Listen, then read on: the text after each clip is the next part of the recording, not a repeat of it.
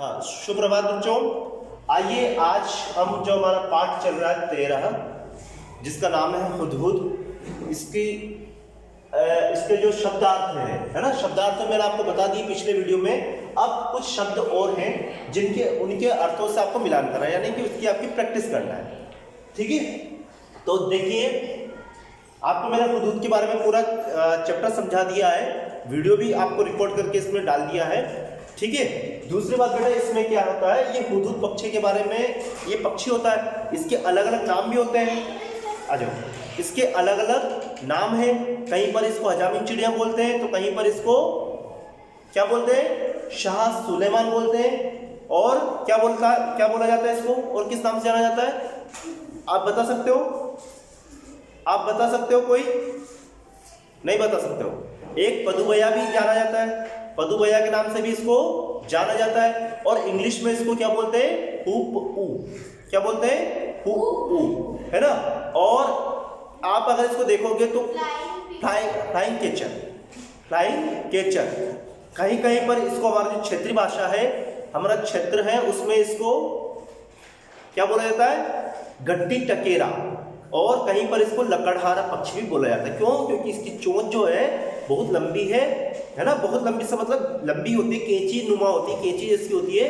तो ये क्या करता है, किसी भी लकड़ी जो पेड़ होता है उस पेड़ में होल कर देता है ना। और गट्टी टकेरा इसलिए बोलते हैं इसको क्योंकि जो गट्टी होती है पहले के जमाने में पीसने वाली गट्टी, है ना, आपके घर में भी हो सकती है या नहीं हो, तो आप चक्की देखी होगा आपने, चक्की को ही गट्टी बोला जाता है ना।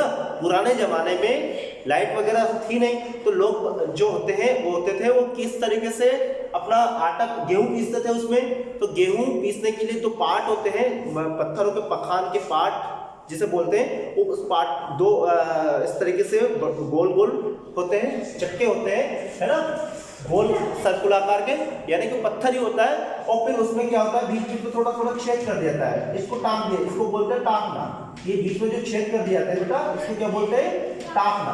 बीच में थोड़ी खरोंच कर दी, इससे क्या होता है कि वो गेहूं इसमें अच्छे से पीस जाते हैं, बारीक पीस जाते हैं, है ना।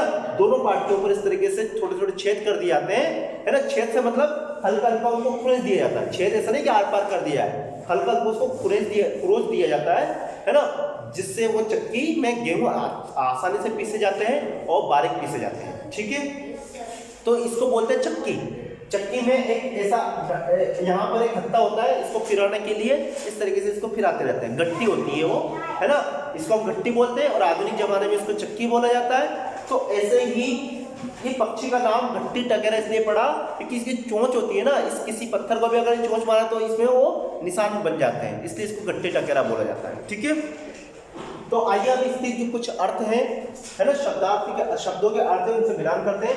देखो दल का अर्थ क्या होता है, दल का अर्थ इसमें से क्या होगा, तो यहाँ आप रीड करोगे, सलाह, चटक रंग वाला, मशहूर, समूह, सुंदरता, होशियार, पुल, आकाश में उड़ने वाला विमान, ये शब्द लिखे हुए हैं। और इधर कुछ अलग शब्द लिखे हुए हैं, तो इनमें से इसका सटीक अर्थ क्या है, तो दल का अर्थ होता है बेटा समूह। क्या होता है, समूह। तो यहाँ पे 1 नंबर पे लिखा हुआ है, तो यहाँ पर भी हम नंबर 1 पे इसको डाल देते हैं। दल का अर्थ क्या होता है, समूह। ठीक है, दूसरे नंबर का दल, और दल का अर्थ और क्या हो सकता है, इंग्लिश में इसको ग्रुप बोलते हैं।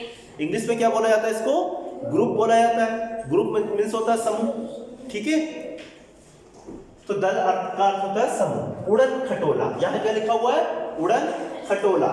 उड़न खटोले का अर्थ क्या होता है, मैंने आपको लिखा है शब्दार्थ में हेलीकॉप्टर, हेलीकॉप्टर। ठीक है, लेकिन हेलीकॉप्टर को हम क्या मैं ऐसा बोल सकता हूँ, आकाश में उड़ने वाला विमान। आकाश में उड़ने वाला विमान को क्या बोला जाता है, हेलीकॉप्टर या हवाई जहाज। तो उड़न खटोले का अर्थ क्या होता है, हवाई जहाज या हेलीकॉप्टर, एरोप्लेन इंग्लिश में नाम है उसका। ठीक है, तो आकाश में उड़ने वाले विमान को क्या बोलते हैं, उड़न खटोला। वास्तविक नाम इसका हिंदी में क्या है, उड़न खटोला। तीसरा है परामर्श। परामर्श का अर्थ क्या होता है, तो यहाँ पर हम 2 नंबर डाल देते हैं इसमें, है ना, इसके अर्थों से आपको मिलान करना है ना, तो यहाँ पर 2 नंबर डाल दिया। तीसरा नंबर का परामर्श। परामर्श का अर्थ क्या होता होगा, परामर्श यानी कि मैंने लिखा है बातचीत, सलाह लेना, राय लेना, परामर्श यानी कि आपस में बातचीत करके सलाह मशुरा करना। ठीक है, तो परामर्श का अर्थ होता है सलाह या राय। तो यहाँ पर हमने 3 नंबर डाल दिया। ठीक है, चौथा नंबर है चौकन्ना।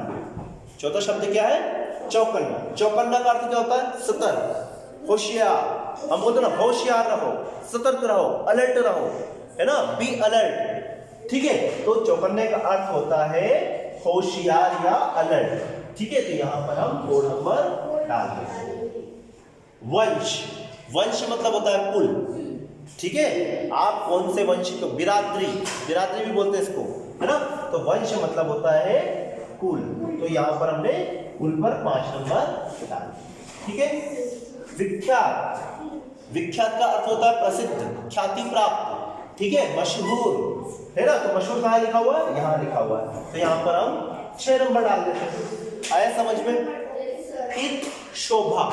शोभा का अर्थ क्या होता है? सुंदरता। शोभा ऐसा नहीं कि नाम होता है, किसी लड़की का नाम है सर शोभा, ऐसा नहीं, है ना। लड़की का भी हो सकता है, लड़की का भी हो सकता है। तो नाम नहीं है बेटा, ये शोभा का आपको अर्थ बता रहा हूं। शोभा का अर्थ क्या है ना।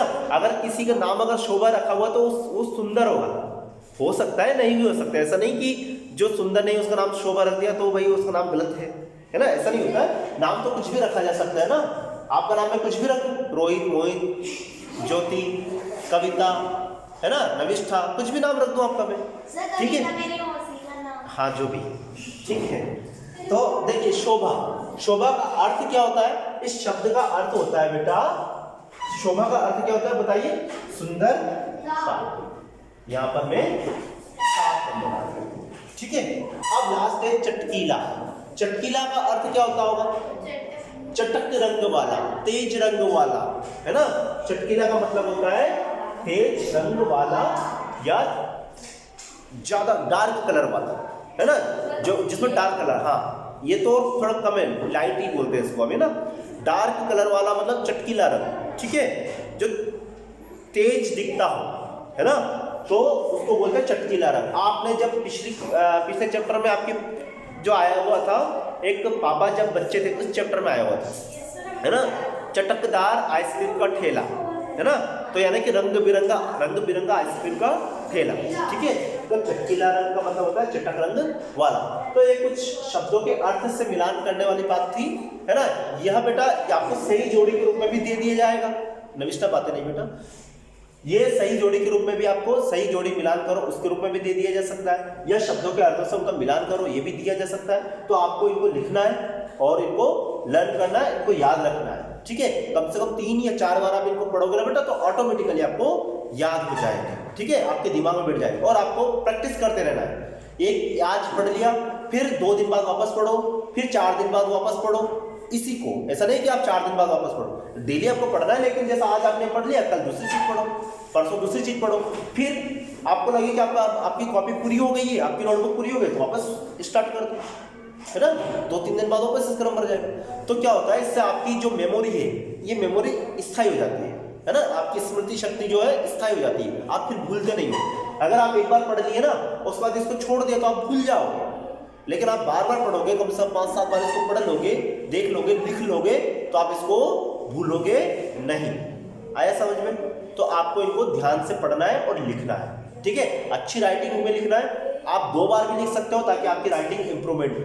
ठीक है, और पढ़ के बोल कर लिखना है। ठीक है, समझ में आया? बोल कर लिखना है। तो ठीक है, ये क्लास हम यही खत्म करते हैं, हमारे दूसरे क्लास में जाना है मुझे। ठीक।